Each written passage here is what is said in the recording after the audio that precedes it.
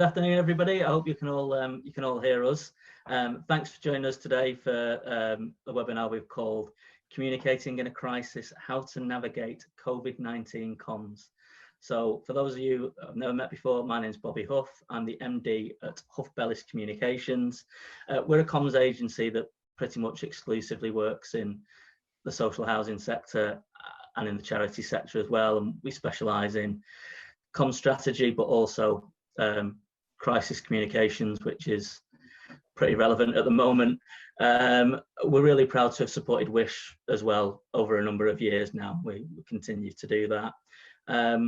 We've actually been thinking about planning a crisis comms session for some time. We were talking about doing this later in the year, but given what has happened over the last few weeks, we thought it'd be really helpful if we could bring this forward. And you know, I'm sure you've all got plenty of questions around comms at the minute. We've seen how important comms is during a crisis and during the outbreak. We've also seen what happens when information is presented in a way that isn't particularly clear. So hopefully you'll be able to get plenty out of the session, some guidance around dealing with the current pandemic, and the really important part is the Q&A at the end. So please do get involved in that. Just a very quick introduction to our panelists for today. And I know if I was dealing with a crisis for my company, I couldn't think of a better group of people to work with. So rather than me explaining who you are, I shall hand over to you individually. So Sue Fox is associate with Hough Bellis. You want to tell us a little bit about yourself, Sue? Hi, I'm Sue Fox. I work with Bobbie and Hough Bellis. I spent 5 years as communications director with Regenda, so I know a little bit about social housing. I also spent time as director of communications at Ombudsman Services and at the Information Commissioner's Office, so I've had a fair bit of experience in crises. And also, if I'm allowed to promote this book, Promoting Property, I wrote the chapter on housing associations in this book, and it was just published this month, so you might just want to know about that. Available at all good bookshops and probably a few bad ones as well. Wonderful, shameless publicity there, so I enjoyed that. We've got Helen Reynolds from Comms Creative, who I'm sure lots of you know Helen from social media. I'll let you introduce yourself, Helen. Very much, thank you. Yes, hello. I've run this business, which is now called Comms Creatives, for 6 years. I run it with my sister. We've just had through the garden hello, because when she brought me some essential goods, and I also said happy anniversary, you've been with us for a year. We do social media training, so we are very good at getting the creativity out of our students. We used to do quite a lot in-house and going into businesses, but we now do most of our stuff online, have done for 2 years. Lots of good stuff. And I love the housing sector. My background's in local authorities, but since we've set up, we've done loads of work with housing associations, so we love them, and it's very nice to be here. Thanks, Helen. And then we've got Melissa Woodall. Melissa is Client Relationship Director at Waite Property Services, and of course is chair of Wish South East. Is that right, Melissa? Yeah. I've been in social housing for about 10 years. Before that, I worked at SME. So being at a large national contractor is, especially at a time like this, I have to say, it's amazing to have a great comms team. When I first came into Waits 6 months ago, I actually joined the comms team, and now I've recently, just as the pandemic started, moved over to client relationship director role. That wasn't due to my my placement, I can assure you.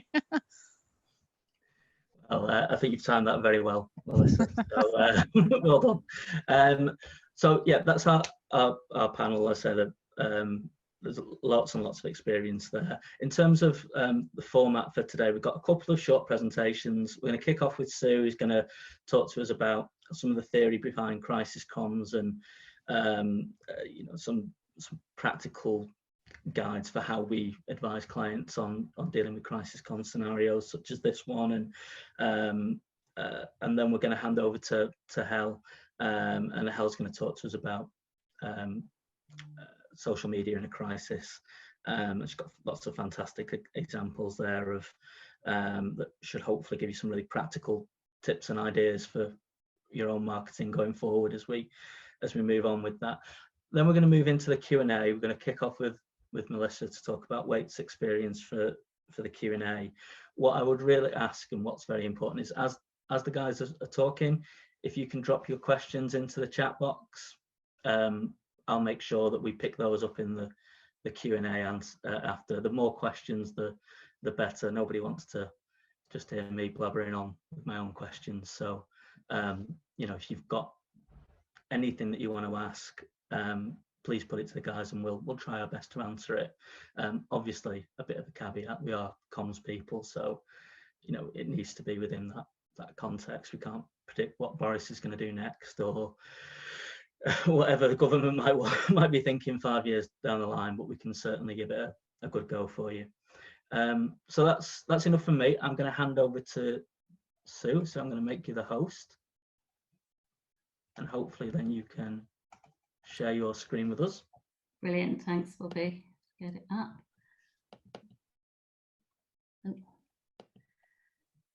Can you see that? Yeah, that's working. So fantastic. Good.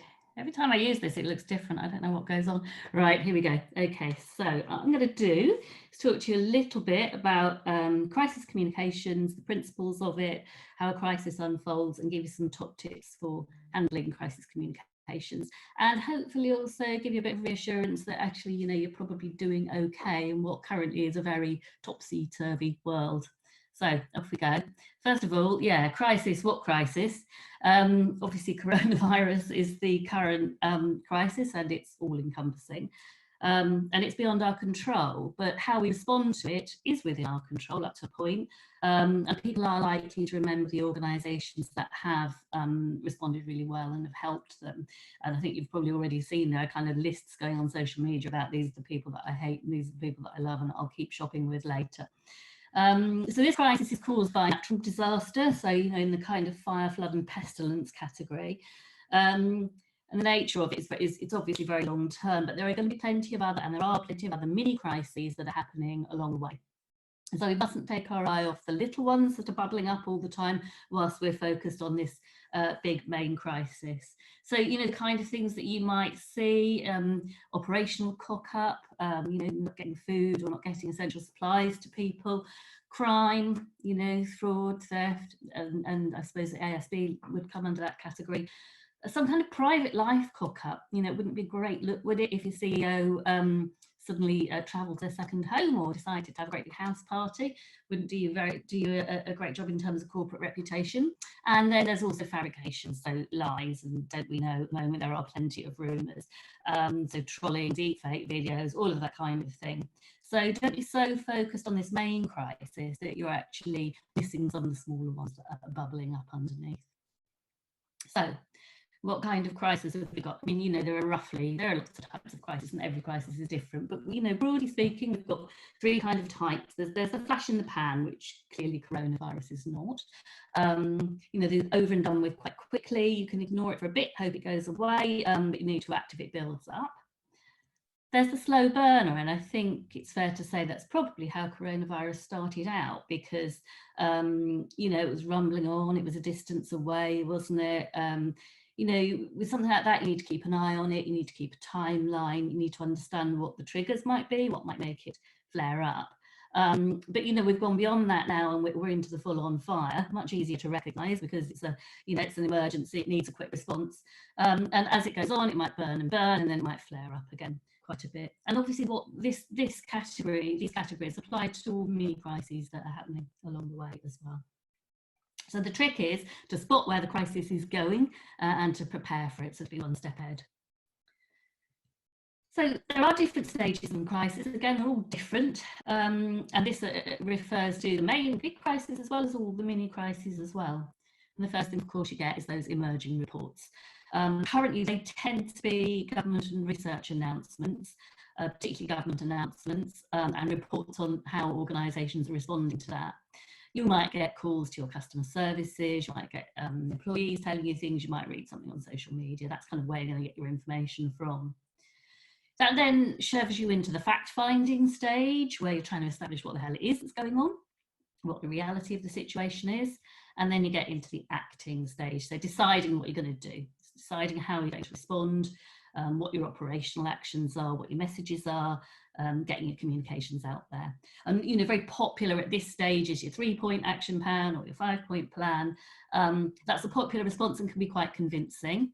I think what we've seen, I'm Sue Fox, I work with Bobbie and Hough. I spent 5 years as communications director with Regenda, so I know a little bit about social housing. I also spent time as director of communications at Ombudsman Services and at the Information Commissioner's Office, so I've had a fair bit of experience in crises. And also, if I'm allowed to promote this book, Promoting Property, I wrote the chapter on housing associations in this book, and it was just published this month, so you might just want to know about that.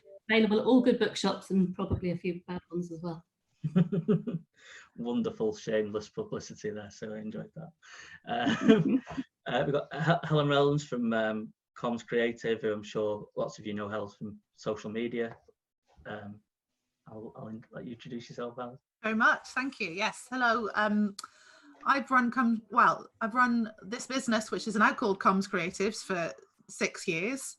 I run it with my sister. We've just had through the garden a hello, because when she brought me some essential goods, and I also said happy anniversary, you've been with us for a year. We do social media training, so we are very good at getting the creativity out of our students. We used to do quite a lot in-house and going into businesses, but we now do most of our stuff online, have done for 2 years. Lots of good stuff. And I love the housing sector. My background's in local authorities, but since we've set up, we've done loads of work with housing associations, so we love them, and it's very nice to be here. Thanks, Helen. And then we've got Melissa Woodall. Melissa is Client Relationship Director at Waite Property Services, and of course is chair of Wish South East. Is that right, Melissa? Yeah. I've been in social housing for about 10 years. Before that, I worked at SME. So being at a large national contractor is, especially at a time like this, I have to say, it's amazing to have a great comms team. When I first came into Waits 6 months ago, I actually joined the comms team, and now I've recently, just as the pandemic started, moved over to client relationship director role. That wasn't due to my my placement, I can assure you. Well, I think you've timed that very well, Melissa. So, well done. So yeah, that's our panel. I said that there's lots and lots of experience there. In terms of the format for today, we've got a couple of short presentations. We're going to kick off with Sue, who's going to talk to us about some of the theory behind crisis comms and some practical guides for how we advise clients on dealing with crisis comms scenarios such as this one, and then we're going to hand over to Hel, and Hel's going to talk to us about social media in a crisis. She's got lots of fantastic examples there of that should hopefully give you some really practical tips and ideas for your own marketing going forward as we move on with that. Then we're going to move into the Q&A. We're going to kick off with Melissa to talk about Waite's experience for the Q&A. What I would really ask, and what's very important, is as the guys are talking, if you can drop your questions into the chat box, I'll make sure that we pick those up in the Q&A, and after. The more questions, the better. Nobody wants to just hear me blabbering on with my own questions. So, if you've got anything that you want to ask, please put it to the guys, and we'll try our best to answer it. Obviously, a bit of a caveat: we are comms people, so it needs to be within that context. We can't predict what Boris is going to do next, or whatever the government might be thinking 5 years down the line, but we can certainly give it a good go for you. So that's enough from me. I'm going to hand over to Sue, so I'm going to make you the host, and hopefully then you can share your screen with us. Brilliant, thanks, Bobbie. Get it up.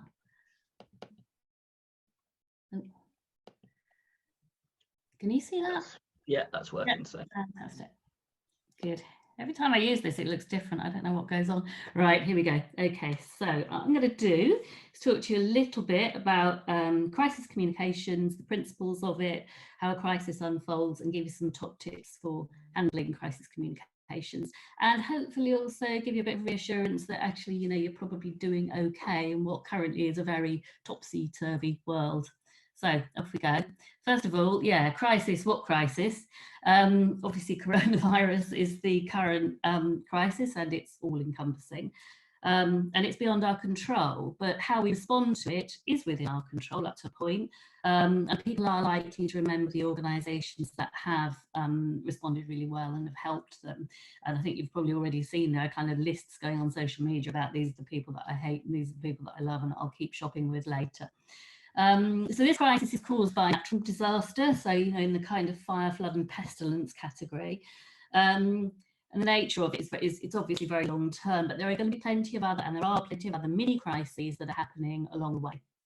So we mustn't take our eye off the little ones that are bubbling up all the time whilst we're focused on this big main crisis. So, you know, the kind of things that you might see, operational cock-up, you know, not getting food or not getting essential supplies to people, crime, you know, fraud, theft, and I suppose the ASB would come under that category. Some kind of private life cock-up, you know, it wouldn't be great, look, would it, if your CEO suddenly travelled to a second home or decided to have a great big house party? Wouldn't do you a great job in terms of corporate reputation. And then there's also fabrication, so lies, and don't we know at the moment there are plenty of rumours. So trolling, deepfake videos, all of that kind of thing. So don't be so focused on this main crisis that you're actually missing some of the smaller ones that are bubbling up underneath. So what kind of crisis have we got? I mean, you know, there are lots of types of crisis and every crisis is different, but, you know, broadly speaking, we've got three kind of types. There's a flash in the pan, which clearly coronavirus is not. You know, they're over and done with quite quickly. You can ignore it for a bit, hope it goes away, but you need to act if it builds up. There's the slow burner, and I think it's fair to say that's probably how coronavirus started out, because, you know, it was rumbling on, it was a distance away, wasn't it? You know, with something like that, you need to keep an eye on it, you need to keep a timeline, you need to understand what the triggers might be, what might make it flare up. But, you know, we've gone beyond that now and we're into the full-on fire, much easier to recognise because it's you know, it's an emergency, it needs a quick response. And as it goes on, it might burn and then it might flare up again quite a bit. And obviously what these categories apply to all mini crises that are happening along the way as well. So the trick is to spot where the crisis is going and to prepare for it, so to be one step ahead. So there are different stages in crisis. Again, they're all different. And this refers to the main big crisis as well as all the mini crises as well. And the first thing, of course, you get is those emerging reports. Currently, they tend to be government and research announcements, particularly government announcements, and reports on how organisations are responding to that. You might get calls to your customer services, you might get employees telling you things, you might read something on social media. That's kind of where you're going to get your information from. That then shoves you into the fact-finding stage, where you're trying to establish what the hell it is that's going on, what the reality of the situation is, and then you get into the acting stage, so deciding what you're going to do, deciding how you're going to respond, what your operational actions are, what your messages are, getting your communications out there. And, you know, very popular at this stage is your 3-point action plan or your 5-point plan. That's a popular response and can be quite convincing. I think what we've seen with the government is they had a hell of a lot of these. They've got, you know, 5-stage tests and 3-point plans and 6-point strategies, and it got a little bit too much. So maybe just stick to one plan, which is a little bit more convincing for people. You then move into moving on, and, you know, you start to get fresh information, you start to look at things in new ways, you start to try to see the light at the end of the tunnel with the aim of closing it down. And what we'll see at this stage, and we're certainly seeing now, is that the messages get a little bit more complex. You know, it's a very sensitive time, the moving on, it's that time. And then you start to close it down, tidy it up, try to get back to sort of a normal or a new normal, and finally there's recovery, where you know, assess the damage and find out what's going on. So I think what you'll find in a prolonged crisis like this is that you're constantly moving between 2 and 3 and 2 and 3 and 2 and 3. So that fact-finding, acting, fact-finding, acting, before you can get to the moving on stage. So you feel like kind of trapped in a little bit of a loop. I think we all recognise that, don't we? The treadmill, the gasps following government announcements, the kind of like acting on that. Now we're actually being asked to look at moving on. So how we can get back to work, what we can do differently, what does it look like, what are the things that we need to start, which employees and customers are likely to be affected, what factors will influence our response, etc., etc. And I think that we're probably going to have quite a little bit of shuffling between acting and moving on, and acting and moving on as well, simply because of the complexity of the larger crisis that we're in. Then, you know, the trick is always to keep an eye on the next step so that you're prepared. Part of the difficulty, I think, with the coronavirus announcements they've been very last minute. So your Sunday night announcement, it's fine to go back to work on Monday, took everyone by surprise because there's quite a lot of work involved in that. So it's a good idea always to try to understand where you are in the main crisis and the mini crisis. Just look ahead and ask yourself a few kind of questions. You know, what will recovery look like? How have things changed? You know, have we developed some positive working habits, and what can we learn? What do we need to stop and start? So just always sort of be a little bit mindful of where you might go in the next stage and when the next stage hits. Okay, so there are several strategies for handling a crisis. And again, this is the mini crisis and the big coronavirus that's going on. And, you know, each situation will need to be handled differently, but here are some ways, some strategies of handling the crisis. And the first one, which is the one that we're seeing at the moment, prevailing government strategy for handling COVID-19, is getting your allies to support you, because they can't force us all. So it's got to be about public consent. So getting people to self-isolate or social distance voluntarily. And, you know, it's one reason I think why the police were very badly criticised early on, and they tried to enforce it. You know, stopping people buying Easter eggs and deciding that walking a dog in high heels, sorry, the dog wasn't in high heels, the walker was in high heels, taking your dog for a walk whilst you're wearing high heels, you know, is against the law. All the silly stories that we've heard that make great copy, that's actually kind of against the spirit of it, because the spirit of it is that we're all in it together. What we're seeing now is that strategy breaking down a little bit, because whilst everyone has been very good at supporting, following the messages, this going back to work transition is a little bit trickier, isn't it? And we're starting to see that now. So what you need to do here is take the lead. You've got to let your residents know what you're doing to keep them safe. You want them on your side.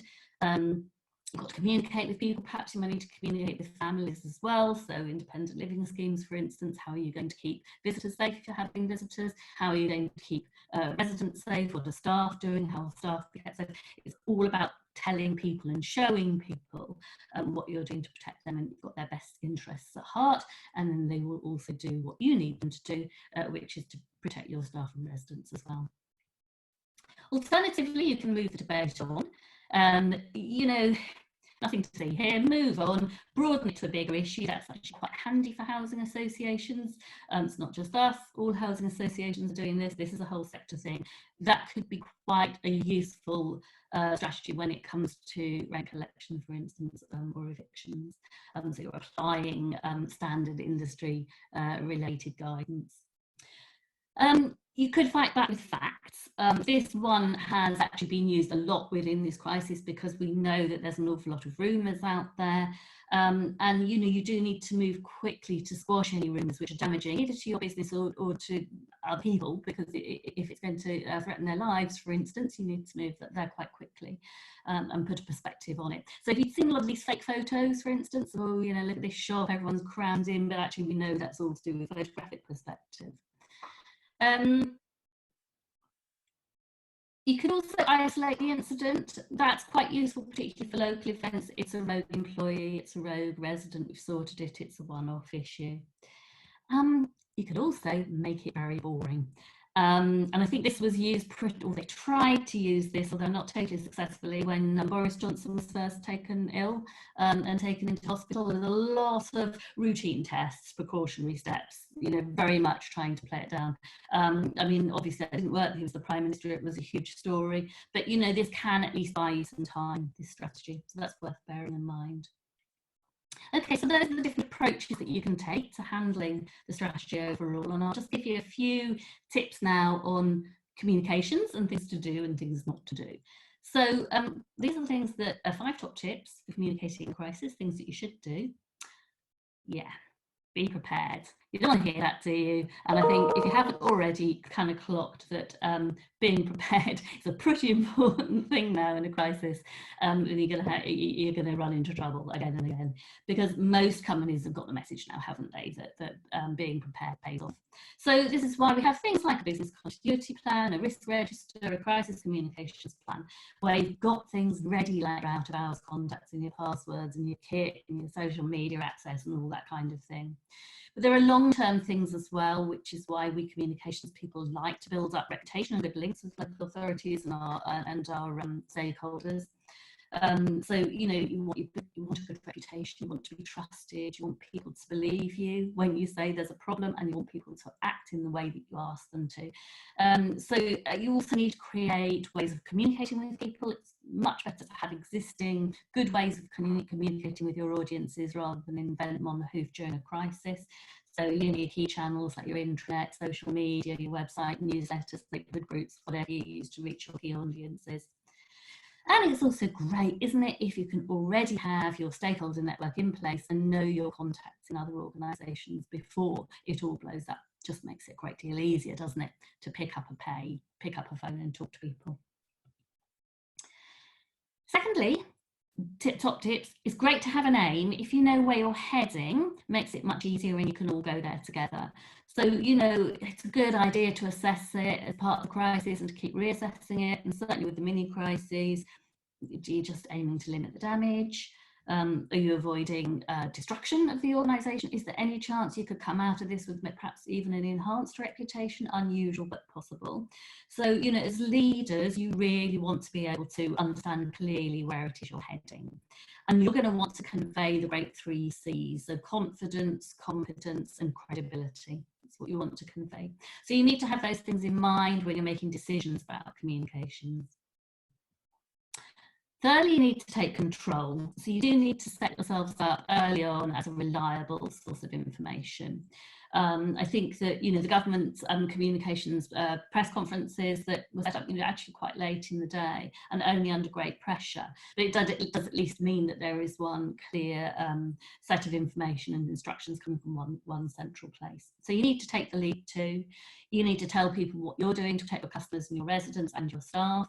You've got to make sure that your staff and your residents have got that clear information as well. And they need to know where they can get more information, where they can get their equipment. You need to keep employees informed all the time. And actually, it's fine to keep people informed even when you don't have anything extra to say. And you can do that by just making sure that each of your intranet pages is updated, and if it's still current a week later, change the date so people know that it's still fresh and you haven't just forgotten about it. I don't know about you, but I certainly check websites and if someone and Twitter feeds, and if someone's not updated that recently, it's just, you know, they're just not on the ball. I just don't really want to know, because the situation in a crisis typically moves very quickly. You need to show that you're responding to that. You also need to agree messages and get your messages out there. I think some of the supermarkets did pretty well in this because it was clear they're at the front line of the crisis. Very early on, Tesco did a video on how to shop the new way, how they were going to let you shop, how they were going to social distance, how they were going to disinfect those shopping baskets, etc., etc. So, you know, that kind of thing where you're actually explaining to people, we've done it, this is how you do it. It's reassuring to people. So again, they're looking to you rather than the rumours or what somebody else says they think is how you do it. There's a thing here as well when you take control, is to just check that your messages are completely consistent. You know, if what you've got on your website exactly the same thing as you've got on your app? Is it the same thing you're saying on Twitter and Facebook? And what are your employees telling people? Because there are some organisations that do this really well and some don't. And it does depend which bit of the business owns the messages and how much they talk to each other. But I know I always quote the example because it's still driving me nuts of my gym, which has got, you know, is living in a completely pre-COVID world on its app, and, you know, really is only interested in telling me about the latest yoga sessions, but not telling me about my membership fees or when I'm actually going to be able to go swimming again. So, you know, they really need to have a look overall, all their communications, and make sure they're stacking up. So that's worth doing. Okay, also you need to listen and respond, because there's just a hell of a lot of noise going on out there, isn't there? It's just so cluttered, there is so much going on. So you do need to monitor what's being said. Social media, traditional media monitoring, talking to people on customer service, so listen to what's coming in, what's happening on the phones and the emails, and make sure that you do squash any rumours, inaccuracies quickly, and make your communications meaningful, because you know, you don't need to retweet absolutely everything that says hashtag COVID-19. It's just not necessary. There's an awful lot of other people doing those things, and people will need to go direct to the source, so government or health service, for original information. So you need to add the information that only you can really give, or interpret it for your customers and your employees. So by all means, you don't need to have the same messages on every single platform. You don't, lots of people come up to communications departments and say, I want this to go absolutely everywhere, or worse still, I want this to go viral, which has a slightly different context now, doesn't it? But I think what you need to do is just make sure you're using the most appropriate medium for those audiences. So website is great to have everything, because people can navigate their way around that. But maybe you've got a lot of residents who use Facebook. Maybe you need newsletters for your independent living schemes. Just tailor it so that those people aren't missing out on the messages because you're talking to them in the wrong place. The other thing on responding is making sure that you do stick true to your brand. So by and large, housing associations are caring organisations and are compassionate. And people probably expect housing associations to show compassion and sympathy. They don't really want to hear you talking all about your profit and your property at this stage. So you need to have a real think about your brand and what your brand is trying to convey. And I think, if you do cock up, when you respond, it's all about acknowledging that. And I know the politicians said a totally different thing, but there have been a lot of criticisms. Their government just not saying, actually, I think might have cocked it up a little bit. Not great for votes from their point of view, so they're probably not likely to do that. So in this case, you probably want to remember your 3 R's: regret, reason, remedy. Yeah, I'm really sorry that happened.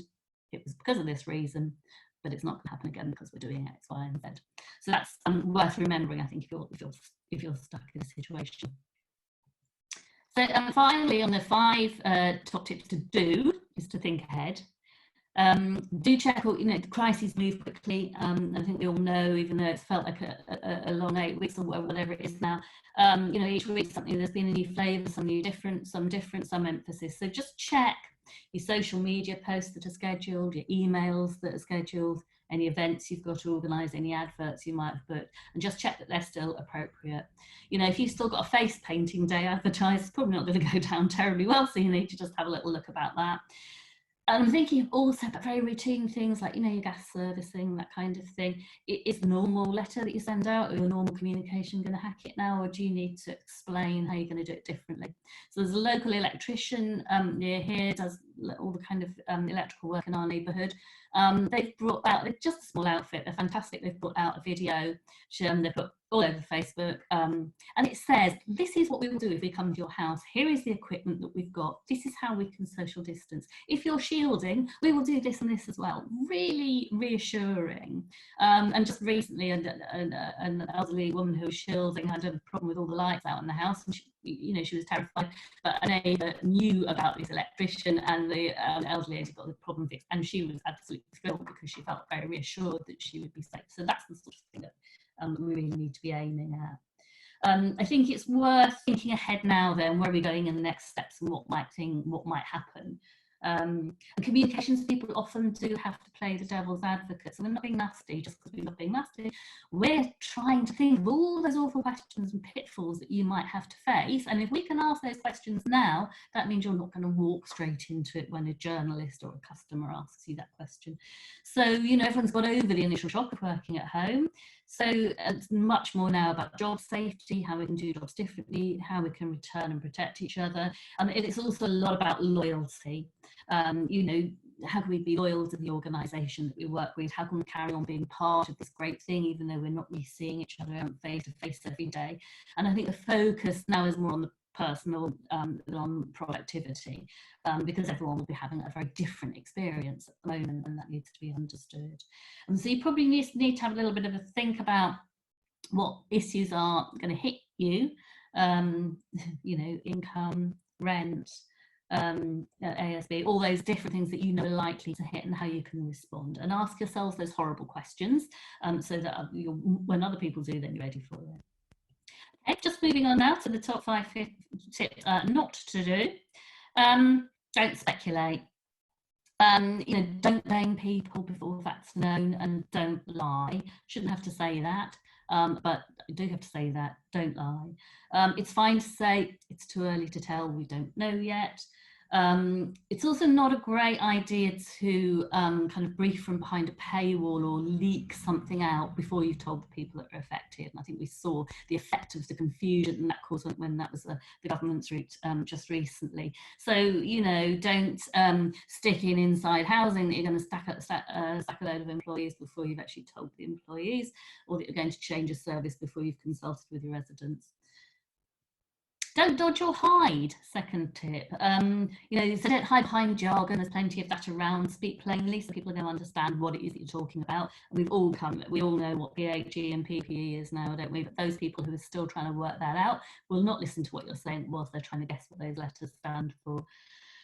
Don't dodge the question. People just want to be treated like adults. They just want to know that you're going to be answering their question, taking them seriously.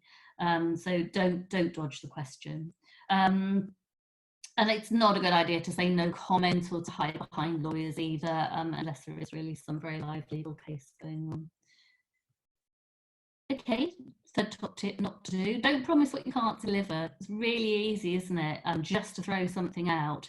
I think Donald Trump said this would all be over by Easter, and Easter feels like a very distant memory, doesn't it? So don't promise what you can't deliver, because you immediately lose trust as people know that they can't, that it's not up to you. And it does also distract from the main issue. You know, and how much time we talked about testing, and how many tests, and the magic 100,000 tests, which probably has distracted, I think, from the main issue of the strategy. Fourth top tip, don't exploit the situation for commercial gain. And particularly don't be seen to be putting profit before people's lives in current instance. So, you know, that would mean, you know, maybe don't promote unnecessary services or push prices up for essentials. Marks and Spencer's got criticised recently for doubling the price of hand sanitizer for no other reason than they could. Didn't go down very well. Don't boast or kind of claim credit when it's not down to you, and maybe also in this current climate don't hog good ideas, because it's really about being in it together, because all of those things make you look much more interested in the bottom line, in money, than in people and the country as a whole. So finally, on the don't do's, don't fuel the fire. You know, you don't have to keep on adding stuff to the story if you don't have anything new to say. You can stop doing media interviews unless you've got some fresh information. You can ignore some comments that are on social media unless they get very damaging or they really get a lot of traction and become prominent. It's okay, you can just ride them through.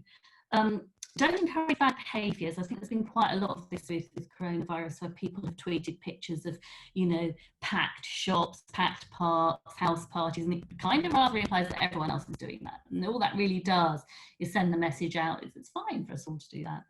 It's more effective actually to show pictures of empty parks and empty roads and people responsibly standing in queues and say that people are behaving like this, because there's all kinds of psychological evidence that shows that people actually want to conform, they want to be the norm, they don't want to be the one in their street that lets everybody down. So think about how you communicate behaviours that you want to see.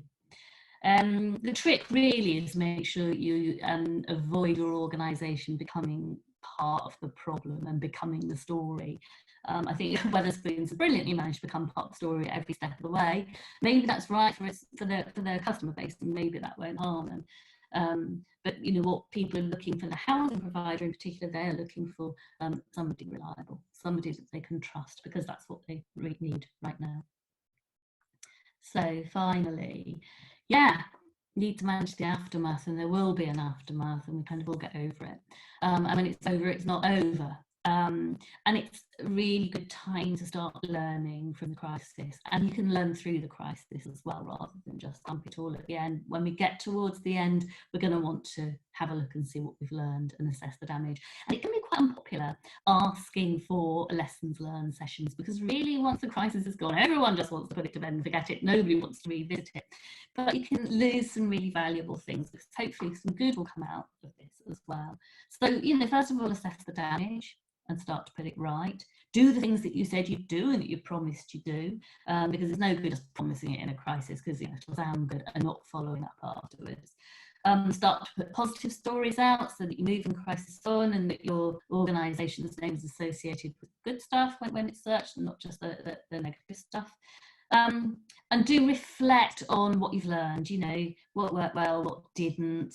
You know, people's jobs different now. Could more people work from home? Who's been left extra vulnerable? Did you find a better way of doing things, someone cheaper or a better supplier? Did your residents get a bit more involved? That kind of thing, and actually start to record those things as you go through the crisis, because it's very easy to forget when things are fast paced.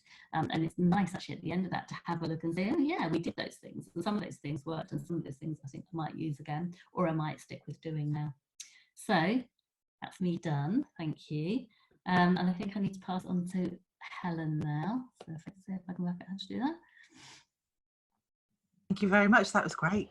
There you go, Helen, you're the host. Have I got the power? Yes. Let me just get my screen up. So you're going to see a very messy desk. Do I want the desktop? No, I'll go for Google Chrome and share that with you. Okay. Hello, everyone. I'm sure you'll let me know if any of this has not turned out right. I'll just carry on as normal. I'm going to talk to you a little bit about social media. So I think what Sue's done brilliantly there is talk about how you address the specifics around coronavirus in your organisations. And the one thing that I think I can help with to kind of add to this is take a social media focus and talk about that day-to-day communication. So we do courses for comms people, and it's all about engaging social media and how you build, you know, great communities and that kind of stuff. But we also do courses like a little coaching packages that will help individual execs, professionals, to have a great influence online. And the question that they're always coming back to me with at the moment is, how do I carry on without seeming, I suppose, self-promotional? I think this is a problem that a lot of brands have as well. So when I say brand, I mean like the housing organisation. And when I say the professional, that's kind of people like us that are just trying to continue working and doing our best. I think a lot of people are worried about hitting the wrong tone. I think that's a real issue. And how do you actually, what's the point of this? You know, if we're going to carry on using social media and we don't want to push ourselves, or we don't want to push what we're trying to do, what is the point of it? And I think hopefully you'll get some tips to kind of really understand how building a community is still possible during this time, how you can do it with a little bit of style and get people actually loving what you're doing. And where you're promoting something that benefits your audience, you can absolutely still push the services and issues and all the things that you want to online, without feeling like a snake oil salesperson or like you're getting it wrong. So I already introduced myself at the beginning of this. I'm a trainer. You know, my main thing is I love to help bring other people's best out on social media. I've won some awards. I'm kind of like an old lady of this. I've been doing social media since the days of MySpace being the only place that people used social media. The big one at the time was MySpace. And I got Monmouthshire County Council to be the world's first council on MySpace. And as you can imagine, it was well funky, like, yeah, councils on MySpace. It wasn't, but it was very effective. And, you know, I like to think that a lot of what I teach comes through real hard-earned experience, not just theory, but getting stuff wrong, learning from it, getting like big viral hits and learning from that as well. And you may not be in comms if you're watching this now, but if you were in comms, you might well have come across this. I create lots of little cartoons and things that help me to connect with my audience. And I suppose if you're not in, you might actually relate to this, whether you're in comms or not. The idea of this is that there is this dream about the way we'd like to do things really strategically. You start off with a clear goal and you go through all the processes you'd like to. But the reality is, it's just chaos, isn't it? People are throwing things at you, comes in, hits you in the face, another project lands on the desk and you haven't even started thinking about what you're going to do with the last thing, and you just have to use coffee to get through.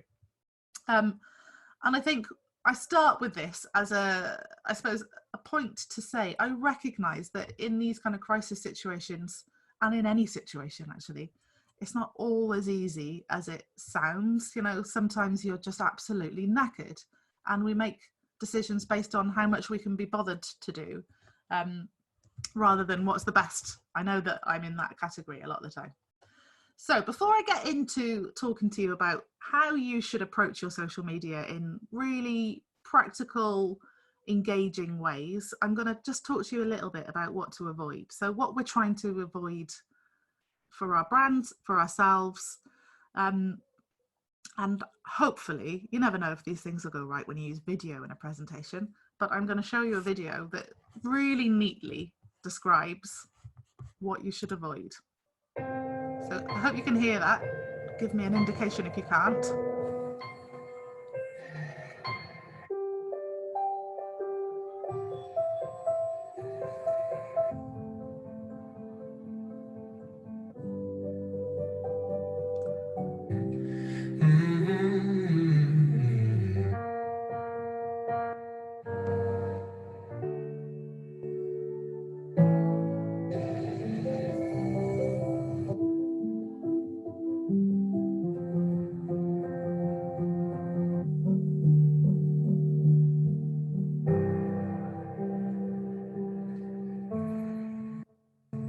When we first opened our doors. Since 1926. Since 1978. For 60 years. For 75 years. For over 80 years. In 90 years. Over 100 years. Nationwide has been on your side. Restaurants have always been there for you. Nissan has been with you through thick and thin. People do what we've always done. Take care of people. We're people. People. People. People. People. People and family. Family. Family. Family. Family. Family. Family. Family. Family. Families. Families. Families. Even now. Especially now. Especially now. Right now. Now more than ever. More than ever. Today more than ever. Today more than ever. At times like this. At times like these. During these difficult times. In these troubled times. Challenging times. Trying times. In these times of uncertainty. During this time of great uncertainty. During these uncertain times. During these uncertain times. In uncertain times. In uncertain times. Uncertain times. Unprecedented times. Unprecedented times. Unprecedented times. This unprecedented moment in our history. It's time of social distancing. While things have slowed down. As we turn more inside. While the doors may be closed. While the distance between us has gotten bigger. The more we stay apart, we still find ways to stay close. Even when we're apart. Even if we can't stand closer than 6 feet. We can all stay connected to work, school, and most importantly, to each other. There's still ways to touch each other. All without leaving the comfort and safety of your home. Without leaving the safety of your home. From home. Your home. Your home. At home. Home. Home. Home. Home. Home. Home. Home. Home. That's the key. Buick and GMC are here to help. Con Edison is here to help. Here to help. Our teams are here. We are here. We're here. We're here. Here for you. Here for you. We're here for you. We're here for you. We're here for you. We're here for you. We are here for you. We'll be here for you. Runnings is here for you. We're still here for you. We're with you. We're part of your community. So you can trust us. You can count.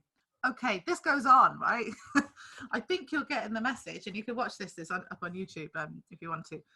There is so much cliche. We're all saying the same thing. We're here for you. We're all about people. Now, what makes me laugh about this is it does slightly remind me of generally the public sector and housing sector, in that you'll get lots and lots of, you know, values and strategic things that will always start off with, we put people at the centre. We are all about family and people and communities. And then you look at their social media and you see them ignoring everything that's been said, and there's not a single conversation that would remind me of a family and the kind of conversation you might have. And it really is just surface level, meaningless. People are going to switch off from it, particularly in somewhere like social media. So I often say this, and I know Sue and Bobbie are sick of me saying this, but I just can't get through enough. It is social media, not corporate media.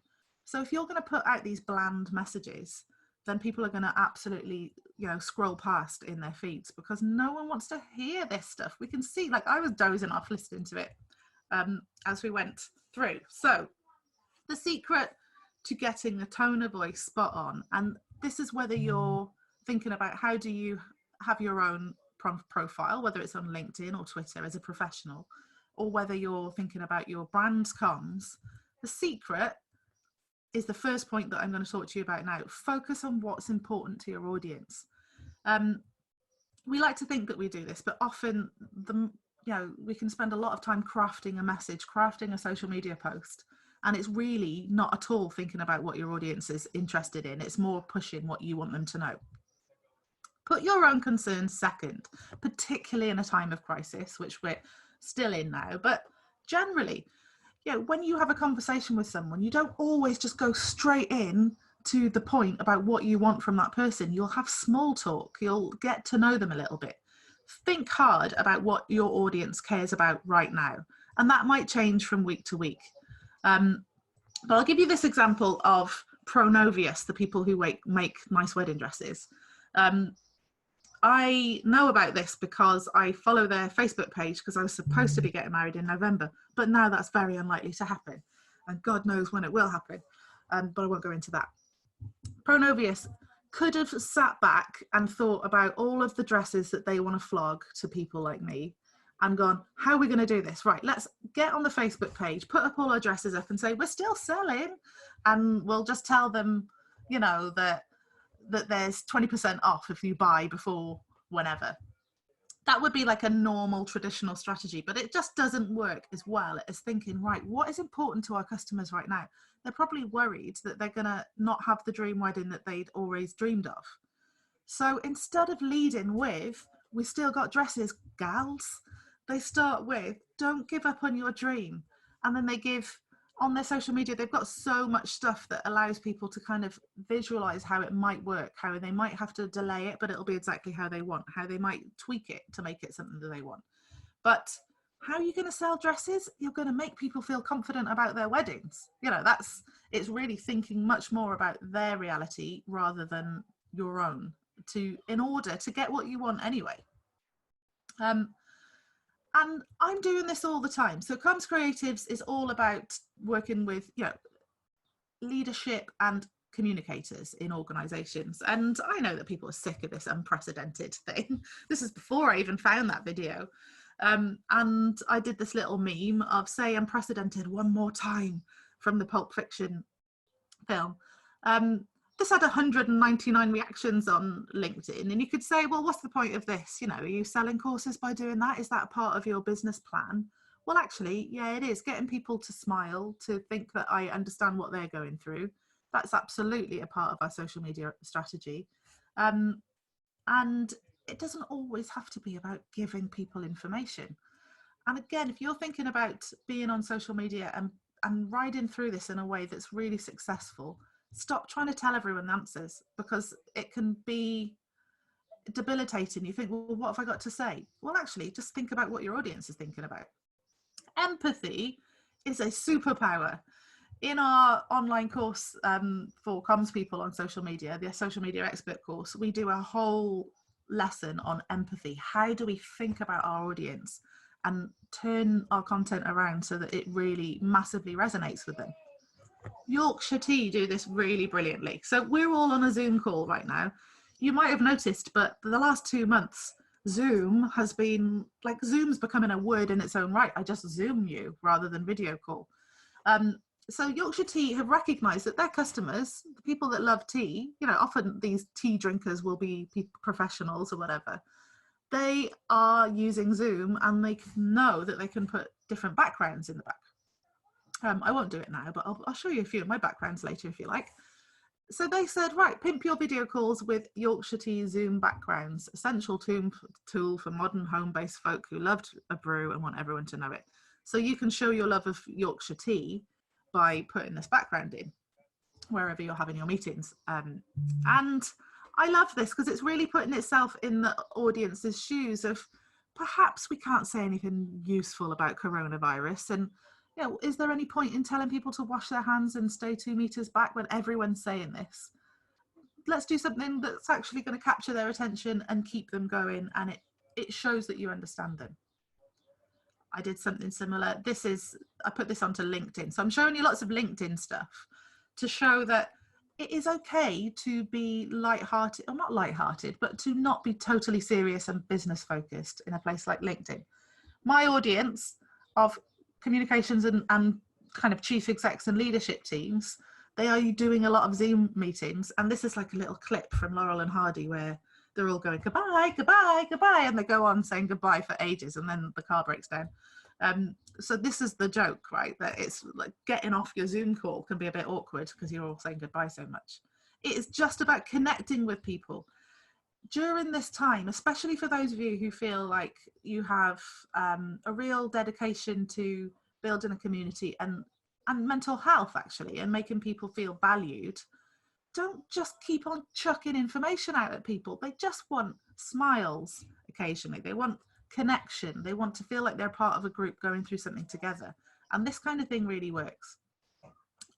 Again, something that I've done on my LinkedIn profile is just try to get into the head of what people are going through and make them feel like it's okay. Not offer solutions, just say it's okay, you're not the only one. If you're feeling guilty that you're working from home and you're not eating right and you're not spending enough time with the kids, you're not working enough, you're being grumpy with your partner, you're wearing no pants, or you're wearing yesterday's pants or whatever, you're not the only one. It's okay. Like, sometimes just saying that is enough to get people to feel like, I'm part of your gang, I'm in your community. I want to, when you have got something useful to say. Like, I'm still selling my courses, by the way, but I'm selling them to an audience that's warmed up, that likes me already. They know, like, and trust me. So when I'm selling something, they're not thinking, who is this weird salesperson trying to flog stuff to me? And it works whether it's a person or a brand. It works for anyone. Think about your audience and what they're experiencing right now. What are they worried about? What are they bored of? What is keeping them sane through this? And give them an opportunity to talk about that, because people don't want to talk about your organization. They want to talk about themselves. Give them an opportunity to do that. And they're much more likely to listen to you when you do talk about what it is that you have to offer them. Number 2, I've got 5 of these, by the way. I'll zoom through them. If your message is the same, be creative or get lost. And I'm not saying get lost, like get off the call. Stay here, I'm enjoying your company. I mean, you'll get lost in the feed of all of that kind of information if you just keep on repeating the same stuff that everyone else is saying and saying it in the same way. Another video, I think it'll work because the last one did. There was a lot of people at one point talking about staying inside. Like, I think we've got through, or hopefully we're still staying inside, but I just want to show you this video if I can. Woo! Corona time. Hey, it's Corona time right now. It's Corona time. It's Corona time. Hey, it's Corona time right now. Okay, that is such a silly, simple little bit of video, but it's just capturing people's attention and saying the same thing. Stay indoors in a more creative way. If you're going to say the same thing over and over again, try and make it interesting to people. That's from TikTok, by the way. Interested to know if there's any TikTokers here. Get it in the chat. I want to hear later on if any of you are into TikTok. It's a very fun place to be. Doncaster Council, right? So similar kind of organisation in that people don't expect councils and housing associations and, you know, lots of different public sector organisations to have fun or be creative. But when they do, it goes absolutely beautifully. So before I explain this, look at the bottom of this tweet. It's had 69,000 likes. And what they're doing is basically saying the same thing, stay inside, right? But instead of just saying stay inside, everyone, they have come up with this fun little story, like an analogy. So they tell the story about, long story short, right? Someone was trying to blow up a rotting whale carcass to get rid of it on a beach back in the 70s. And instead of listening to the warnings about using the amount of dynamite that he wanted to use, he just decided, no, that's how much I'll need. And, you know, everyone was overwhelmed by the smell. They went running for their homes. The rotting whale plopped around them. It was a disgusting thing. And what they do with this story is say, the moral to this story is do listen to advice from experts and stay in, because you don't want to get crushed by a lump of blubber or get coronavirus. They tell it a bit more articulately, but I'm going for the quick version of this.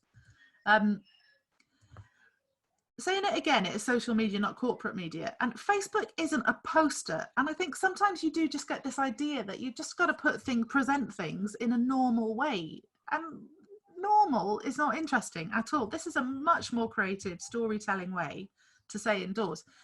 Not just creative, like it's not creative. Creative isn't good in its own right. Well, it is, but it's more effective. Imagine if Doncaster Council had said, stay indoors, everyone. Would it get 69 likes? Would that many people have engaged with the message? They certainly wouldn't have. Another thing to think about is just all the time social media tip. Zillions of images of real people doing something useful to your audience.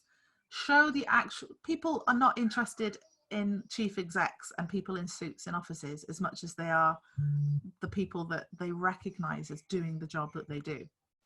This is from Link Cymru, who are kind of near to me.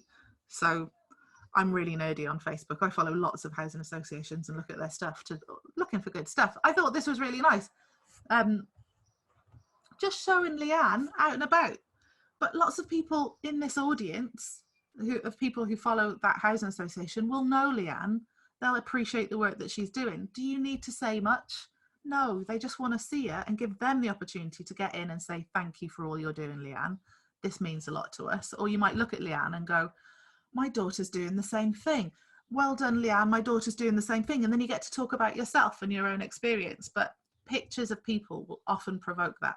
So much more than stock images or professionally taken. Please, no professionally taken photos on social media.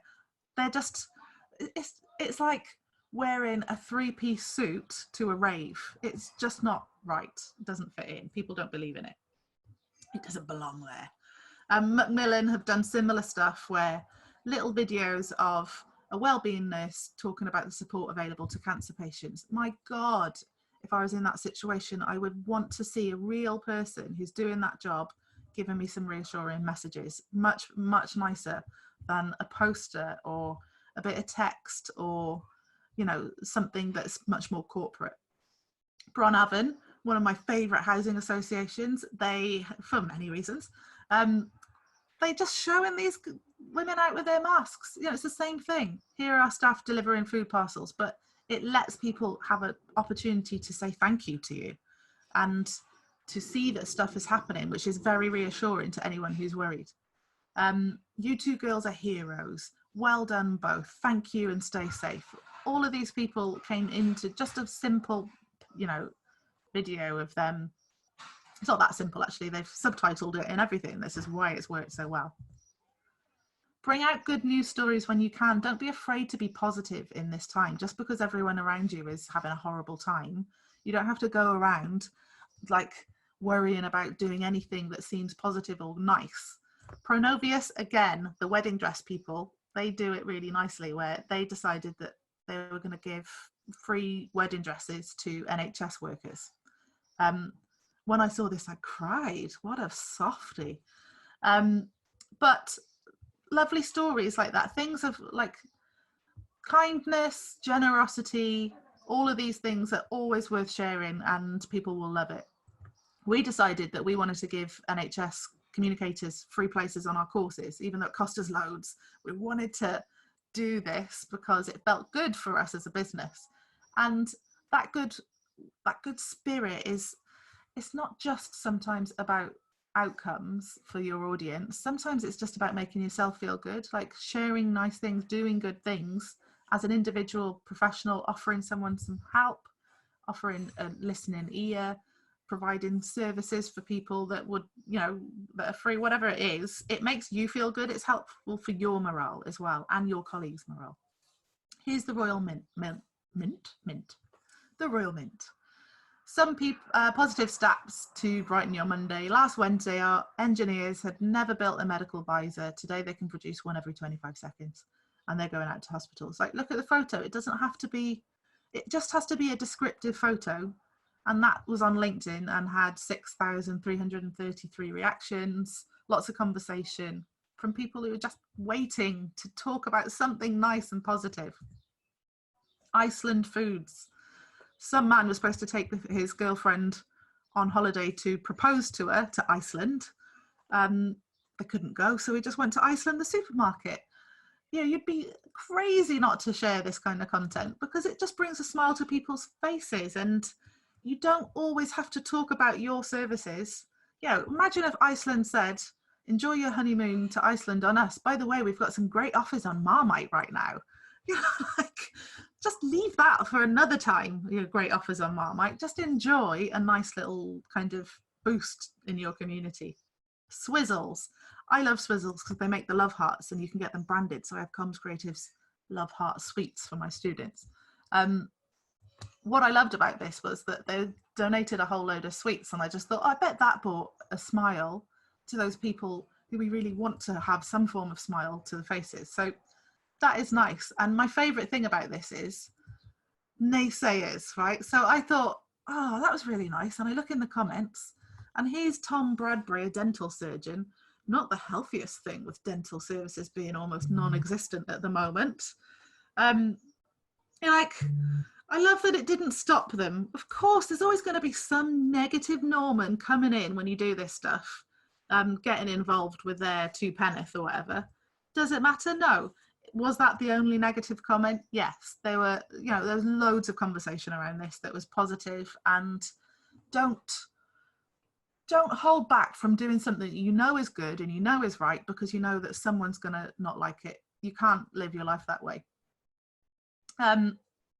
Humor, last one. Humor is not impossible. If you're skillful, even in times of, you know, awfulness like we're all in, it can be done if you've got some skill with it. So this is the National Cowboy Museum.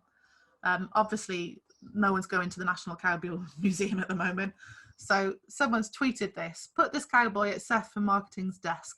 He's going to be so startled when he comes in several weeks from now. Still counts as the classic April Fool's prank. So they've, you know, there was lots of conversation amongst the comms community about like April Fool's is cancelled this year because everything's so awful. And I love that they still managed to do this. I don't feel like this is sick. You shouldn't be doing this at a time when people's dying. Like, life has to go on in certain ways. It's not disrespectful. It's just a little bit of kind of office fun. And it highlights that they've got like good cowboys in their museum. Falkirk Council. Now, can you remember when, what's his name, Trump was going on about drinking bleach? I just loved their response to this. Don't drink bleach. That's it. That's the post. It's just such an obvious thing that you need to say, but they kind of bring that humor in with it of like, can't believe we're going to have to say this, so we may as well, you know, there's a lot of respect for your audience here when you do something like this. You assume that they understand, that there's no context. It's not saying, you know, with reference to Trump's speech earlier in the week, it's just, you know, it's a sophisticated audience that they have on Twitter, and that's how they treat it. Zoom style tips. I thought this was good because we're on Zoom. I shared this one ages ago. Well, you know, maybe it says 3 weeks on there, but I screenshot this about 3 weeks ago. So I knew that having used Zoom for a long time, some people would be into Zoom. And I was seeing a lot of funny looking people on Zoom. Basically, wear bright lipstick. I'm following my own advice. No one will suspect you're wearing pajamas. If everyone in BBC Dragon's Den can wear the same outfit through all the series, then you can wear the same top for a few days. Prop some books under your laptop, or everyone will remember the underside of your chin, not your fabulous smile. Like, it's okay, right? It's okay to be fun. I know that we're all using Zoom because we're in the middle of an absolute horrible shower of like horror, but I don't think that this disrespects everyone. And I think sometimes we can forget that there's some humor that's perfectly appropriate in almost any situation. So if you're interested in anything that we do, go to commscreatives.com. We've got little coaching packages on like how you can use social media yourself as a professional, or your comms colleagues might like some of our social media courses. But I will stop the share and go to the Q&A. Bobbie, shall I make you the, who am I? Oh, Melissa, are you the host? Who shall I pass to? If you make me the host, that'll be. I'll make you the host. If that's all right. Lovely. Thank you to that. Thank you for both of you. I've got lots and lots of questions, but I'm going to bite my tongue for a little bit. We've had some questions come through as you were talking, which was fantastic. Melissa, I'd really like to kick off with you, if that's okay. So Waits is obviously absolutely huge company working right the way across the UK. I think it'd be really interesting to talk to us about through your response to the crisis, and in particular the internal comms that you've have to deal with, because I think that's some of the themes that have been coming out in the questions that we've been sent, and also in what Helen and Sue have been talking about. So how have you managed to pull internal comms together across Waits at a time of global pandemic? Well, I have to say I was very lucky because I got my promotion just as the pandemic started. But first and foremost, I know that we've got a couple of comms people as attendees, but I think a majority probably won't be from comms teams and are actually looking for advice from comms teams. Well, I'm probably in a foot in both parks there. I sort of didn't really understand what a comms team was before really being properly involved in one, because I've got a BD background. And can I just say, at the best of times, before a pandemic, it is the most hectic role I think I've ever done. That image that you showed there, Helen, I've actually seen that. I Googled it when I first went in, because someone said to me, oh, how does comms work? And I actually found that image in Google, snipped it and chucked it in an email. So I have met the creator of that image. So thanks for that. I'm glad you found it. But I can genuinely say that was my reality for a good 6 months. And I think that's mainly because I'm not the most skilled comms professional. But understanding the complexity of a comms role and then coming into a pandemic, wow, I have all the respect in the world for anyone doing a comms role, first and foremost. In terms of Waits, we're a big company, so we have a lot more resources than most, but there's been some things in particular that I've got to say, for nothing else, just sharing a bit of best practice. And they're not expensive things to do, they're not things that need lots and lots of resource to do. They were just really innovative things to do, and kind of, you know, putting on both what Sue and Helen have kind of said about being different, innovative, driving some different kind of content in a different way is quite refreshing.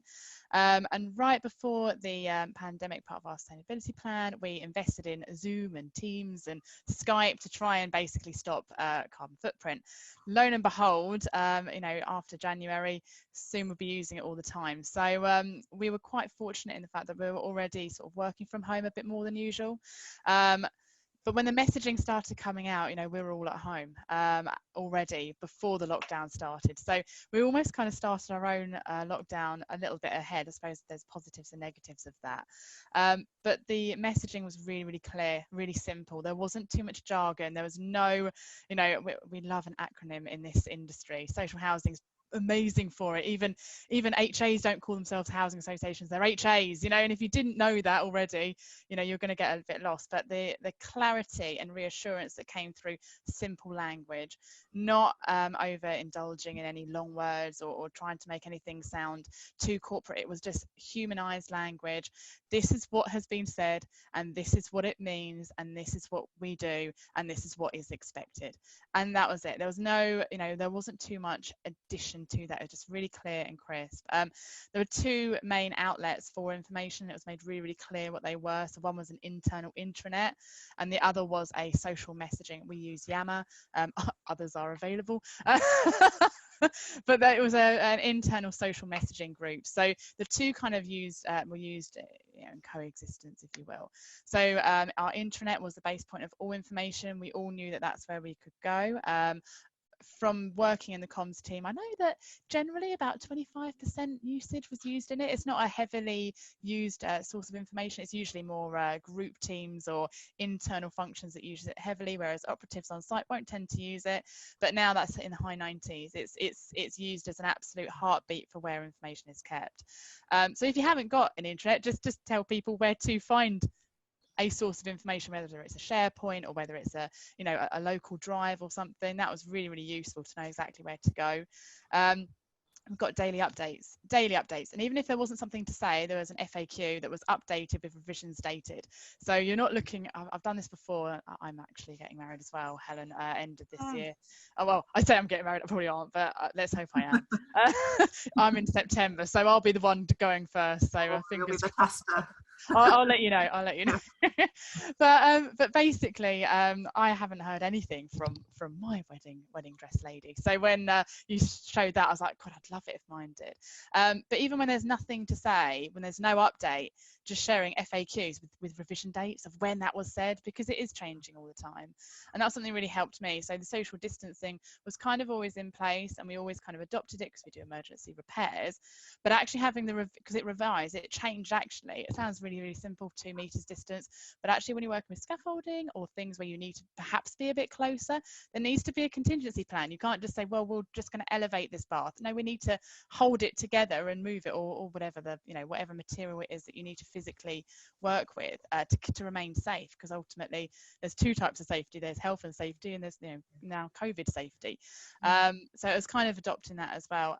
Huge push on the well-being. Every single time that we were communicated with, we were just told where to go to have support if we needed it. Now, whether that was a manager, a colleague, a Mind UK, or whether it was a phone number, we were just told where to go if you're feeling one way or another. We were just given a bit of an action plan as, if you're feeling like this, here's where you go. We're here, there, exactly what to do and where to go. Ideas sharing. So every week we had a personalised video from our leaders. So each leader did a personalised video. All right, there was the main corporate points of, let's stay at home and all of that, but it was definitely personalised, and actually a lot of our leaders shared with us their nervousness and their vulnerabilities around it. They humanised it. My MD in particular was saying, I'm scared, I'm nervous, I'm stressed, I'm sad, I'm grumpy, I'm wearing the same shirt for 2 days. Just humanized it. And he kind of went, oh, you know what, actually, if my boss is doing that, maybe it's okay. Maybe I don't have to have my hair brushed every single day, and maybe not every conference call will have to be absolutely dressed up to the nines. It's okay, I can breathe a bit. There's enough things to worry about without having to make sure I'm looking my 100% best self. Like even little things like quiz groups, they do loads of quiz groups, and they've got different ones. They've got music ones, and they've got, I don't know, they had like an Mad Libs one. They had what's the one we do, brain's gone dead. The one we do, charades. There we go, charades. And they had little things like that. It just kind of gave another outlet. So you had your source of important information coupled up with health and well-being, so important information. If you're feeling a certain way, you've got somewhere to go, and then actually that little bit of humor, that little bit of, it's okay, don't worry, that if you haven't got your best head on today, it's okay, and you're kind of given a little bit of reassurance around that. But yeah, so I think in terms of internal comms, I have to say I felt from both sides, I understand how hard it must have been to put that all together. So massive appreciation for the comms team, but also on the recipient side of it, like it did make me feel a lot better about the situation. I just kind of knew that my boss has got my back. It's okay if I'm late to a video call because I didn't see the email because I didn't log on at 6 o'clock like I would usually. That's okay. It's fine. There's a lot more of a breathing situation around it as well. I hope that's answered your question, sort of. Yeah, that's fantastic, Melissa. That's a really, really good breakdown of, I think, what lots of organisations have been trying to wrestle with over the last couple of weeks in terms of getting the internal comms sorted. I think you make some really good points there about leadership in the crisis and leaders being visible. I think internally that might be one group of people, but as Hel mentioned in her talk, externally community leaders might be a different group of people. Those are the people that we need to see on the ground in neighbourhoods, and there are people we need to see as people at work. So being visible at the moment is really, really important. I'll come back to you with one more question, Melissa, but I'll just pick up a few more. We might slightly run over, so I hope that you can stay with us, but if you can't, we are recording it and we'll circulate it. Hels, a few questions for you that I'll sort of paraphrase, and because they're all quite on a similar theme. Any tips on getting the fun stuff for social media planned? if managers in your team want to, have X, Y, and Z key message that they want to get out every day, I'm sure that's something that we all are having to deal with at the moment. And then there was another question that's on a similar line, is around messages getting lost. So we had a question around social media engagement has declined since the lockdown. People are putting out a positive message about mindfulness every day, but it doesn't seem to be getting the traction that they used to.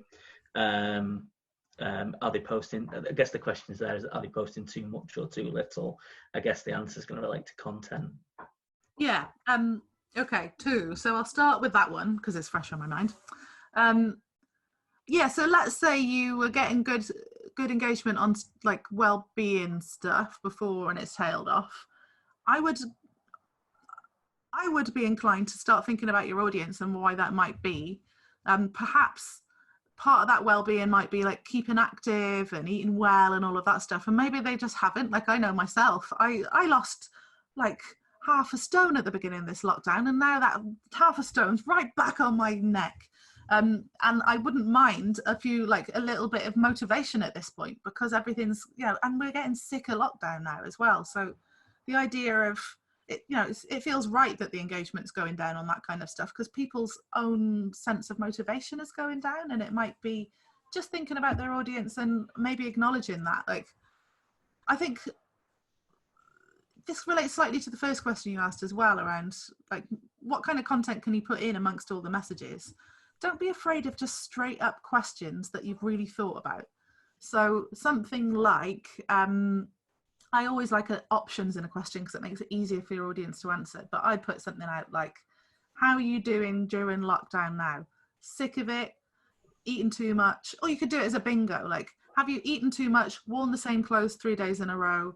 Have you, and like think about all the things they might be going through and let them talk to you about it. Don't offer them solutions all the time. Like sometimes with the wellbeing posts that organizations put out, there's an awful lot of solution giving. Like, just take 5 minutes to be mindful, or it'll be like, do a little yoga in the day, which is nice, like it is nice.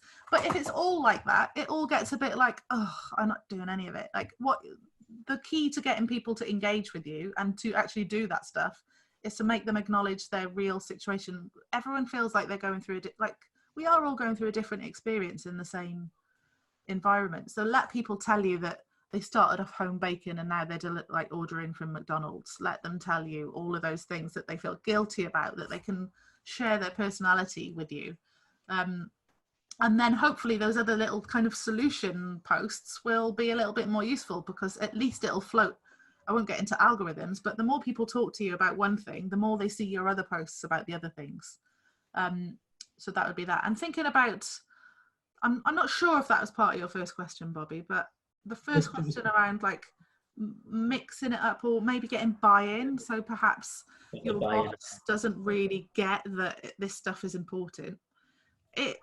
I'm making a video on this as well. Hopefully that'll make it people like explain it so that people can just pass it. But it's just having that conversation, and maybe it can be just a couple of sentences where you say, we're going to experiment over the next few weeks with actually getting the community engaged and talking about themselves, so that when we put our posts up, they're more likely to engage with us, that they feel we want to just grow trust with our audience by not always talking about ourselves. And after all, it does say in our values, our corporate values, that we put the communities at the center. So let's have a little play with this very quick idea that there'll be the shortest posts ever that just get people talking to us on their own terms. And all through my career when I was in-house, and now I don't have to do it because I'm my own boss, but all through my career, the things that got me what I wanted to do was saying, this is a pilot.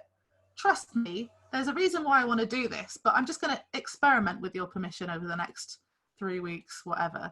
And it's going to work. So then you just carry on afterwards. It's just a way of getting your own way. Very hard to say no to someone who comes to you with this, had this idea. I know that you'll buy into it because you're really strategic, and flatter people. all of that. Yeah, flattery will get you everywhere.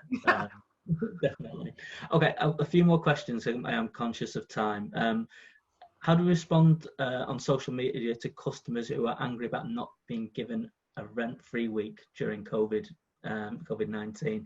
I think rent is, if it's not already, will be one of the big mini crises or crises within a crisis that Sue, you talked about in your presentation. I know there's definitely campaign groups starting to appear about not paying your rent and going on a rent strike. So that's really a really interesting one. So I guess that's I don't know if Sue and or Hel, you've got any views on that, sort of how we, because I guess people will be getting those questions online on social media. It's how to go back to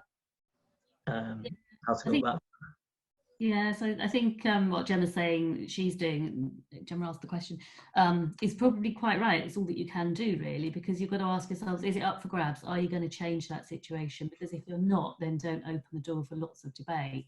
But, you know, the 3 R's kind of regret, reason, remedy comes in here. Yes, I'm sorry you're in this situation. I do understand. We've got to keep our services going. But what we can do is offer you, and then go into, what you can offer in terms of money advice service.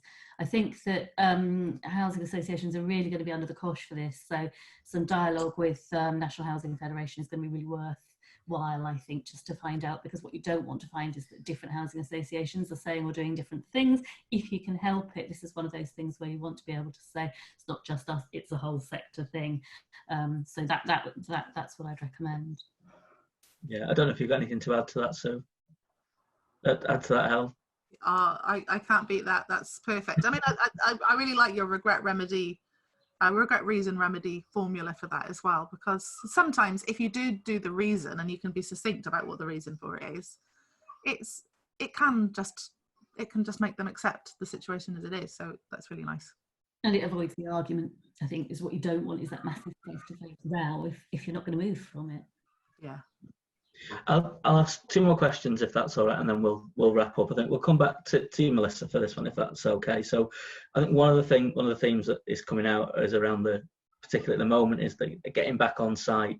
So for those of you who don't know, the government in their wisdom issued a letter this week to all social housing tenants without consulting social housing providers, to basically say, oh, your housing association is now back at work. And a bit like the famous Boris's Sunday night disaster press conference, we found ourselves sort of scrabbling around over the last couple of days, saying, well, this isn't quite what's happening. Here is what's happening. Again, as a group that's working all across the country and on lots and lots of different sites and with lots and lots of different landlord partners, how did you guys deal with that, in particular announcement from Boris that you're going to be going back to work in 12 hours? The Boris one was brilliant, I have to say. I was at home on a Sunday night and I thought, well, I live in Kent. You want me to cycle to London? If I start now, I might get there for 9. I'm really unfit as well. I'm sure people could do it much quicker than that, but so yeah, I mean, obviously, Boris's Sunday night update, in all honesty, in terms of the living space side, which is the property services side, which does the reactive repairs and planned maintenance, so forgetting sort of just for a second the development and construction arms, because that's a whole different kettle of fish. I'll talk about the bit that I know the best. Because we were doing emergency repairs already, the 2-metre rules, all our operating frameworks were already updated in line with COVID responses. So it was more of a case of aligning those anyway. So we're quite fortunate that if you're in a business that do both reactive repairs and planned, you've already created the blueprint. You've already kind of gone through the worst pain of it. Initially in those first 2 weeks, really, is when we had to do a lot of very, very quick learning. We had to you had to pause for a little bit to just go, what on earth are we doing safely? We need to do this safely. What does 2 meters really mean? What does that impact? How do we deal with deal with that. So most of that was done luckily before Boris's update, because I think had Boris's update come and we didn't do emergency repairs, it probably would have been a completely different situation. But we're not massive knee jerkers. I don't think anyone is a massive knee jerker. I don't think you can be when you work in construction. You can't, especially when you're expecting to enter into a resident's property, you can't just knock on a door, and especially in this sort of situation, and expect that to happen. So massive comms plans, lots of communication with our clients. Every client has different expectations of what they wanted throughout the crisis. So what some people call emergency repairs and what other people call emergency repairs completely differed. So we absolutely, I know it's a boring answer, but we absolutely had to have a case-by-case basis that made, and then the same with each resident. Each resident had a different expectation of what they wanted as a service. So I know it's the boring vanilla answer, and I promise I'm not trying to be politically correct. It's just the truth. It was, with a lot of these things, you have to take it on face value, and everyone feels differently about it. I think Helen, you sort of said perfectly that we're all dealing with the same environmental situation, but we all have different feelings about it. So every client, you've got different personalities within each client. Every contractor has different personality. There's so many moving parts that it's just a case of doing what you can that kind of ticks the most boxes and communicating throughout, really. Oh, thanks very much for that, Melissa. Sorry for the vanilla response. Boris didn't really leave me much time. We've got a last one I'll pick up. There's two. There's one from Caroline Howarth. Hello, Caroline. We're in danger at the moment of being too corporate, and senior managers are being overly mindful that customers are feeling the pinch negative effects of coronavirus. I guess that her feeling is anybody else feeling that, that comms are being driven too much by the government message? I guess you've addressed that, haven't you, Hel? Yeah, it's really difficult because it's not just about, as comms professionals, we're not just driven by the way that government is communicating, and we're driven as a whole sector, like comms, marketing, public relations. It's all so formal. It's also attempting to be slick and controlling of messages, and it very, I think we should all take our cue from community engagement rather than traditional marketing methods, and start thinking about how we get people talking rather than how we tell people what we want them to know. And that's a massive culture change. It's a professional culture change as well, because even those of us who have done the CIPR diploma or CIMs or whatever, we're all taught how to push messages out. We're not taught how to listen and get people chatting. I think just to add to that, Smells, I think Helen's absolutely right. And I think actually the time is to be less corporate and more human now, because we are all in this together. And I think that we've had quite a few questions like this when we've done this kind of presentation where people are seeking permission, they're kind of wanting to break out a little bit, but there's a little bit of fear. So now's the time to experiment. Now's the time to actually check what works and try a few things out and find your voice. And a really simple way of doing that is just have a look at your analytics, which posts worked, which were more popular than others, which actually got shared, and start gradually to kind of hone that voice. Who'd have thought that somewhere like Doncaster City Council or Orkney Library would actually be leaders in great communication, but they are. So I do think that, if you look at the politicians that you shout at on the telly, they're the ones that aren't treating you like a human being, and that's what we need at the moment. Just add into that as well, a bit of personal advice. I suppose it's not necessarily something that I would stick up on my website or whatever, but anyone who's doing anything worth doing is doing it because they're brave. The people in Doncaster Council at one point will have had senior managers around them who did not believe in that kind of communication and thought it was unprofessional. The only way you get things done is sometimes doing it under the radar or just doing things without permission. If you wait for permission, I've got a cartoon about this piece of content that starts up for the beginning, a lovely bit of content, and it goes through this approvals process, and out the end comes a big turd, because the more people get involved in it, the more safe it is, the more bland it is, the more self-congratulating it is. And I think this is, like Sue says, this is the time where you use your professional instinct and your talent to go, no, I think I've got the right idea in this. I'm going to give it a go. If it goes wrong, usually the worst thing that will go wrong is that tumbleweed, no one notices it. or someone will come in the office and go, I had someone on my course the other day say that they put a Mr. Bean gif up, and someone came in and went, it's not very professional, is it? And she was like, this literally got the most engagement that anything we've ever put out has got. So, you know, what's professional? Putting boring stuff out that no one listens to, or having a conversation that isn't to your taste? And on the last subject of this, and then I'll shut up, if your boss doesn't like it, that's a good thing. You know, if you're creating content for residents aren't chief execs. So if your chief exec doesn't like it, then that's probably brilliant, because it wasn't aimed at her or him, it was aimed at your audience. So I think this is like a little pep talk here, confidence in what you know is right, and just go under the radar where possible. Lovely. Catherine, a very, very last one, and we will wrap up. People experiences of communicating with furloughed staff who aren't accessing work emails while they're off.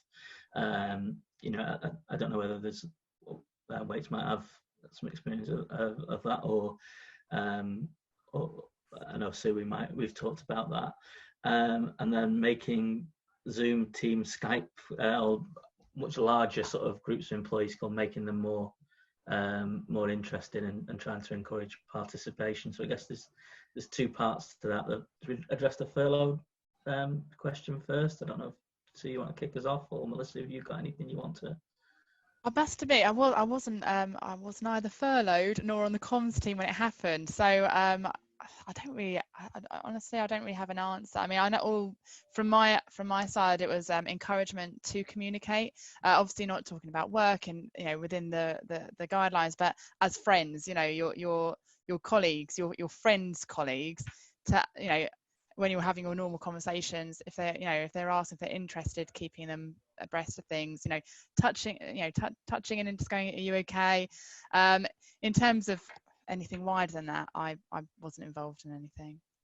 Because there are really clear government guidelines what you can and can't do, and it's really quite restricting, I think. Yeah. It's against instinct when it comes to communicating with people, but I do think that there are certain, you know, the thing that people want is not to be forgotten, and whilst you can't involve them in any work stuff, you can involve them in the after work stuff. So it kind of answers both questions in a sense, but, you know, you can have a drink after work, so everyone can, you know, your virtual bar, and just have it sort of involve people a little bit with a few kind of slightly light-hearted games, you know, find 3 things begin with A in your house, or everyone bring their pet, or all wear a silly house, or just something to sort of break it down a little bit, because you don't want to completely cut people out, but it's quite difficult, I think, to negotiate yourself through those furlough recommendations. We had a couple of we actually had I was involved in the end of 2 book clubs. I had to cancel one because I just couldn't keep up with the quota. But yeah, we had book clubs and quizzes, you know, all after work, and we usually sort of allowed half an hour before for anyone who wanted to join earlier, just to chit chat. And that was usually where we kind of, you know, a lot of my furloughed direct sort of colleagues were asking all the questions, what's the update, what's everyone saying? And yeah, of course you keep them abreast, but also obviously there are really, really strict guidelines, so you can't really initiate conversation about work. You kind of more have to be the recipient and answer, of course, if you're asked. But it's more on the friendship side, you know, making people feel included, cared for, that you're thinking about them. That was more you know, more where a lot of the focus was. I think as well, Catherine, I don't know if you can see in the chat box, but Sian and I think Sherry have posted links to the CIPR have got a guide to communicated with furloughed employees there, so that might be useful for you.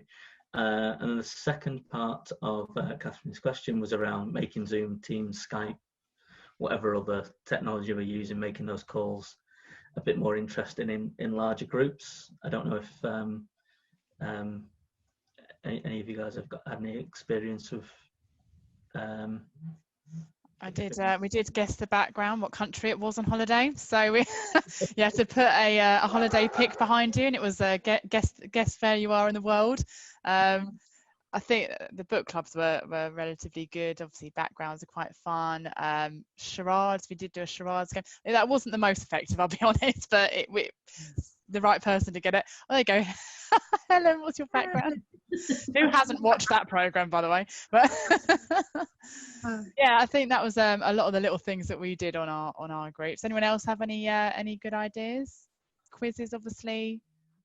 Through the keyhole, virtual through the keyhole, you know, who would live in a house like this? It's quite good fun. Yeah. That's brilliant. Challenges are quite nice, aren't they? I think we were talking to someone, weren't we, who was doing like a little challenge where you have to go and get something yellow, get something old, and That's like quite put cool. together little objects together and kind of share them and that kind of stuff. They're kind of fun. I think that, you know, the question specifically talks about larger groups, and it is difficult, I think, to encourage participation in larger groups because you can't have that conversation, you can't overtalk each other. So it's very much more of a kind of a question and answer thing. So you could do a focus on a particular person, or, you know, the top 3 people or something like that. It's very difficult when you've got a really, you know, really big team to include everybody. And some people are naturally always going to want to sit and listen, and others will want to perform. So you have to be able to balance that out a little bit. So I think the very big ones is hard. I think the slightly smaller groups are good. But then if you have the open hour and people can come and go, that kind of self-controls a little bit anyway. There's a quick little thing to add as well. So I've been on some quite large Zoom calls, and actually something I've noticed, whereas you'd usually be in a room with people, sometimes someone might have an idea and it's not seen, or it's not noticed, or it's not heard, and they haven't quite managed to get the voice in because they keep getting interrupted.